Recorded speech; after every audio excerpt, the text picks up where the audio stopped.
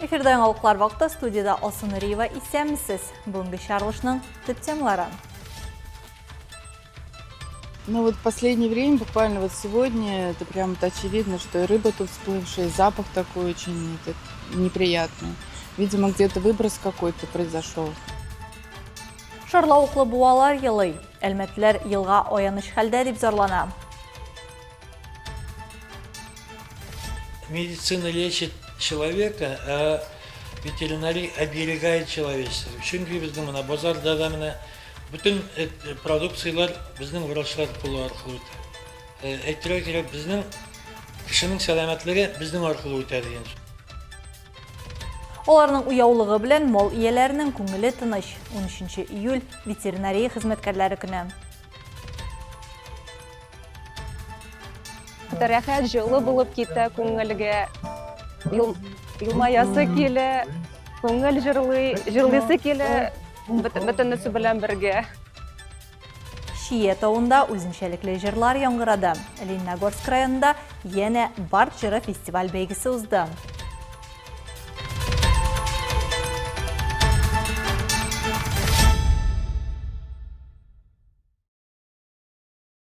Шарлауыклы буаларда балык үлә. Телекомпания безгә җомга кичендә үк Әлмәтләрдән берничә шундый шалтырату килде. Шимбә иртәсендә безнең иҗат төркеме инде урында иде. Вәзгыятькә ачыклыкны Рәдифә Нугманова кертергә тырышты.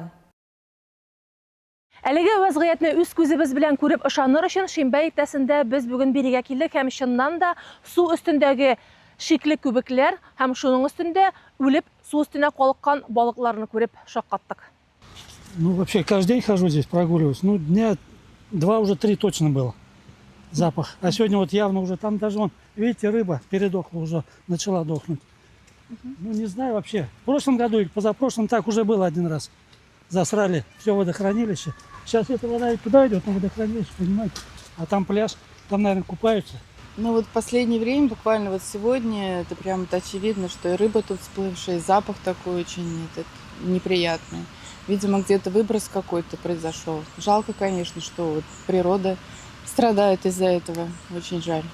Мондый хәл биредә инде булган иде. Аны үз күзләре белән күргән кешеләр бу картинаны үткән елларга хас дип тасвирлый. Су караңгы төскә керә, өстенә үле балыклар калкып чыга. Территориядә канализация исенә охшаш ис тарала. 2023 елда пычрану чыганагы булып, Шарлауыклы буалар районындагы яңгыр коесының берсенә пычраклар агызы булган. Бу юлы балыкның белеменә йомшак агым сәбәпче булырга мөмкин ди экологлар. Бактерияләрнең тиз үрчүе кислородны йота, суда кислород кытлыгы барлыкка килә һәм иң зәгыйф балыклар үлә. Су пробалары алынган инде ди экологлар. Кыюларны тикшерү дәвам итә.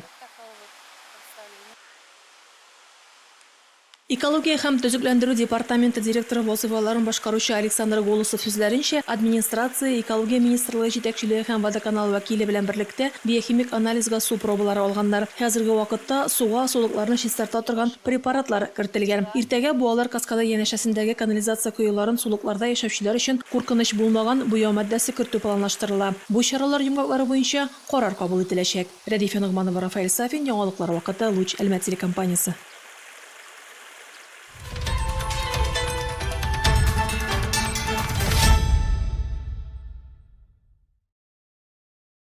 Әлмәттә яшәүче безнең телекомпаниягә аның белән булган проблемага игътибар бирү өчен ярдәм сорап мөрәҗәгать итте. Ират автосалон социаль шелтәрләрдә вәгъдә иткән барлык ташламалар белән 660 мең сумга Lada Granta маркалы машина сатып алырга ниятли. Нәтиҗәдә машина 1 миллионнан да артыгракка баса. Әлмәт шәһәр судында бу эш буенча суд утырышлары дәвам итә. Соңгысында Алса Әхмәтҗанов да булып кайтты.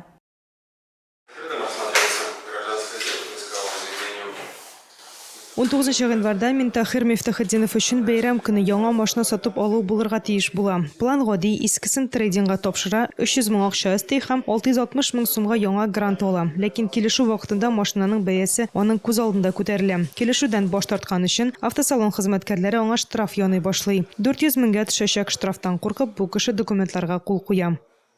Ну, выбрал один вариант. Мин бер вариант сайладым, барысын да имзаладым, сатып алдым һәм яңа машина белән кайтып киттем. Аннары мин аңлый башладым. 1 миллион 800 меңлек килешү булырга тиеш түгел иде бит. Кредит килешүе 1 миллион 440 меңлек. Мин дәгъвалар яза башладым, аннары судка бирдем. Я первую претензию написал вот на трейдинг, 230 тысяч и 300 тысяч аванс на 530. Но я думаю, написал, чтобы они включили в стоимость. Минтахир Мифтахетдинов сүзләренчә 70% күләмендә штраф таләбе кулланучылар хукукларын яклау турындагы законга каршы килә. Бу турыдан туры алдашу һәм психологик басым. В иске мы указали 700 тысяч, основной долг. Дәгъвада без 700 меңне миңа кире кайтаруларын таләп итеп яздык. Ягъни аларның машинасы 1 миллион 100 мең сумга төшә. Бу 700 меңдә минем 300 меңем дә бар. Мин аларга аванс кассага түләгән идем. Хәзер менә нәрсә булыр белгән юк. Заплатил в кассу. То есть вот такая схема. И вот сейчас не знаю, как все сложится. Чираттагы суд утырышына дәгъвачы машинаны сатып алу вакытында катнашкан дусты белән килде. Судта ул шаһид буларак катнаша. Ул үз чиратында автосалон сатучыларының кешеләрне алды торган кыргалдырлар булуларын әйтте. 10 число мы приехали и, наверное, Сәгать 10-да килгән идек без, килешүгә кул куйдык кичке 10-да гына. Көне буе безнең башны катырдылар. Һәм шундыйлар рәтендә бер без генә түгел, күп кешене алдылар. Безнең күз алдыбызда да булды. период его морожили, ну и не только его морожили, там многие, мы видели, что там человек вышел и бледный, и красный, его как бы тоже таким же образом обманули. Суд карары әлегә юк. Утырыш 22 июльгә күчерелде. Хәзер дәгъвачыга автомобиль бәясен бәяләүнең рәсми экспертизасын үткәрергә кирәк. Бу документ тәкъдим ителгәннән соң хөкемдар карар чыгарачак. Алсу Ахмаджанова, Рафаэль Сафин, Яңалкар вакыты, Луч, Альма телекомпаниясе.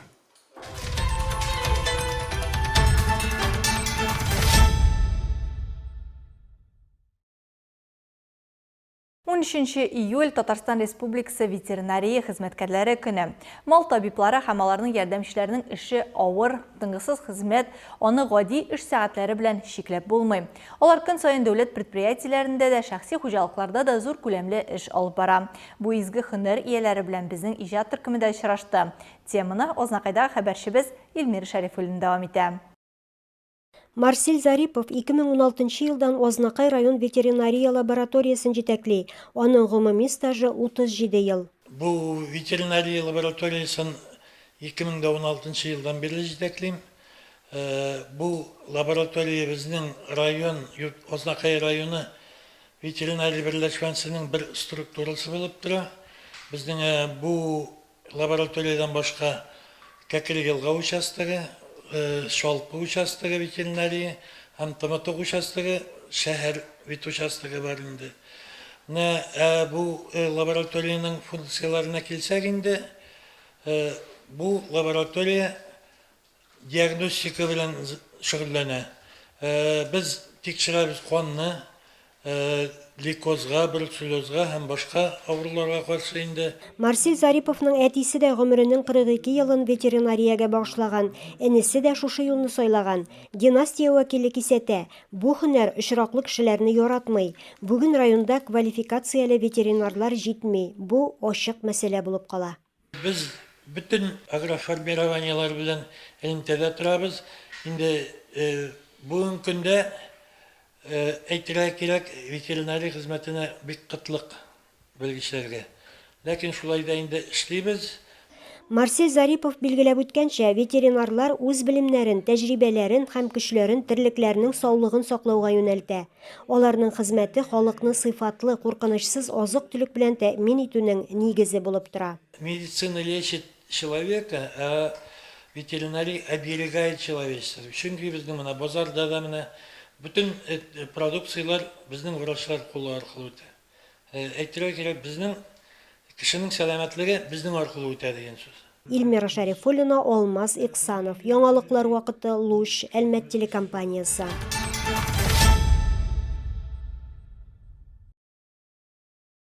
Бөгелмәнең Мәдәният һәм ял паркында Бөтен Россия гаилә, мәхәббәт һәм тугрылык көненә багышланган гаилә талантларга бай район фестивале булып узды. Фестивальнең төп вакыйгасы районның талантлы гаиләләренә рәхмәт хатлары тапшыру булды. Алар гаилә декоратив гамәли иҗаты күргәзмәләре һәм мастер-класслар оештырдылар. Нәбиуллиннар гаиләсе узган елда уздырган фестивальнең җиңүчеләре. Быел да беренче урын өчен көрәшәләр. Бөгелмәлеләр өчен гаиләләре белән җитештерген товарларны тәкъдим итәләр. Безнең гаиләдә 7 кеше. Барыбыз да төрле һөнәр белән шөгыльләнәбез. Безнең әтиебез төрле инструментлар ясый. Минем шөгылем өчен әмин, кызлар өчен матур бантиклар ясый. Балаларның да төрле кызыклы занятиялары бар. Кызлар kартиналар язалар, дәләкәйр калалар, кәгазьдән төрле уенчыклар ясыйлар, шуның белән уйныйлар. Гаилә талантларга бай иҗат фестивален районның клуб системасы 3нче тапкыр оештыра. Биредә иҗатка оста булган гаиләләрнең гамәли иҗат күргәзмәсе һәм мастер-класслар уза. Сегодня мы проводим семейный фестиваль «Семья талантами богата». Бүген гаилә, мәхәббәт һәм тугрылык көненә багышланган гаилә фестивале үткәрәбез. Безнең районда ул инде традицион 3нче тапкыр оештырыла. Бәйрәмдә 16 талантлы гаилә катнаша. Фестивальдә оештырылган бәйге берничә номинациядә уза. Биредә буыннар тавышын, гаилә иҗаты вернисажын, гаиләләрнең пешерү осталыгын, талантлы гаилә үзенчәлеген барлыйлар.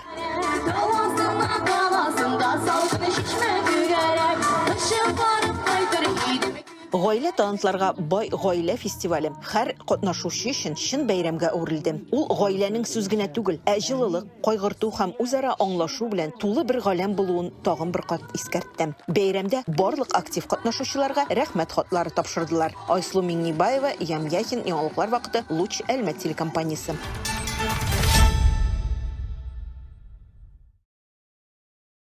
Лениногорск районының Тимеш авылында юбилей 5-нче Вишневый гора Шиелетау Барт җыры фестиваль бәйгесе узды. Легендар 3-нче скважина артында Татнефть компаниясе хезмәткәрләре Лениногорск һәм күрше торак пунктларда яшәүчеләр җыелды. Фестивальнең алыштыргысыз оештыручысы Лениногорск территориаль беренчел профсоюз оешмасы.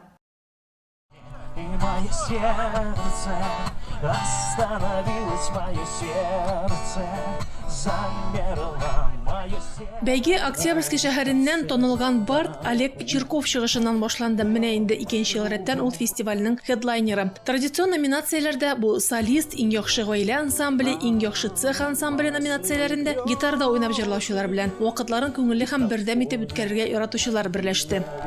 Прекрасно. А есть новички?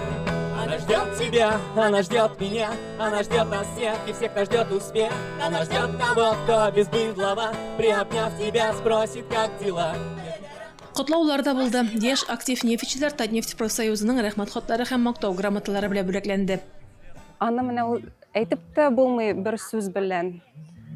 Йөрәктә менә шундый менә ниләр. Ничек әйтергә инде. Рәхәт җылы булып китә күңелгә. Елмаясы килә, күңел җырлыйсы килә, бөтенесе белән бергә. Рәсми рәхмәт сүзләреннән һәм котлаулардан тыш Татнефть профсоюзы рәисе Ривдар Хамадьяров музыкаль бүләктә тапшырды. Вот тебе, друг, рука, крепче ее сожми, я ведь живой пока. Значит, мы будем жить. Тау битендә төрле яшьтәге һәм төрле башкару стилен үз иткән яшь авторлар, тәҗрибәле бардлар, гаилә дуэтлары һәм сәхнәне чын дуслыкка әйләндергән эшчеләр коллективлары алмашынып торды.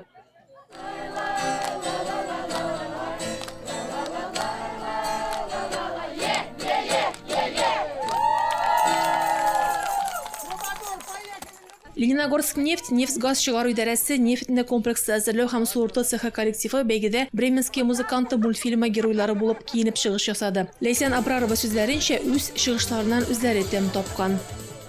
Шушы катнашу минем уже 2нче ел, 1нче елны погода килешмәгән иде, шундый һава торышы моңсурак иде. Быел погодасы да туры килде.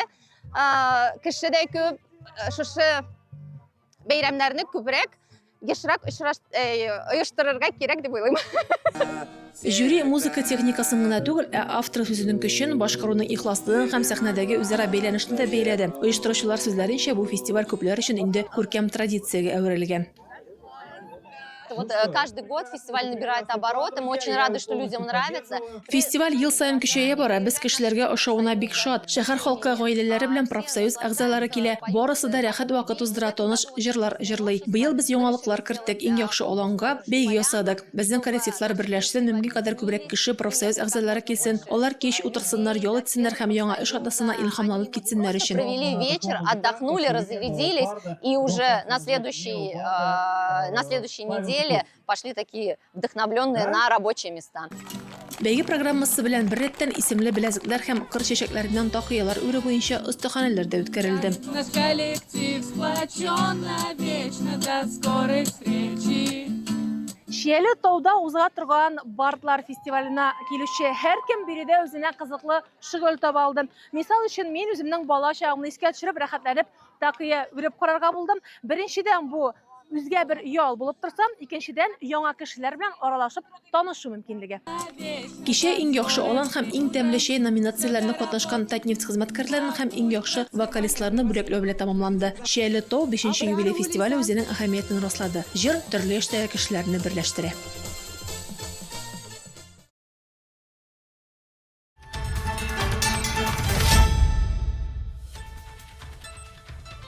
Hürmetli tamaşaçılarımız, Яңалыклар чыгарылышының туры трансляциясын сез ВКонтакте социаль шилтәренә кереп, Луча Әлмәт төркемендә сәгать кичке 7-дә карый аласыз. Безнең иң кызыклы сюжетларыбызда рәсми аккаунтларыбызда урнаштырыла. Моннан тыш, сез үзегездә яңалыклар, актуаль вакыйгалар һәм проблемалар белән уртаклаша аласыз. Моның өчен экраннардагы сылтама буенча күчәргә мөмкин. Төбәгебез өчен сыйфатлы һәм мөһим яңалыкларны бергә булдырыйк.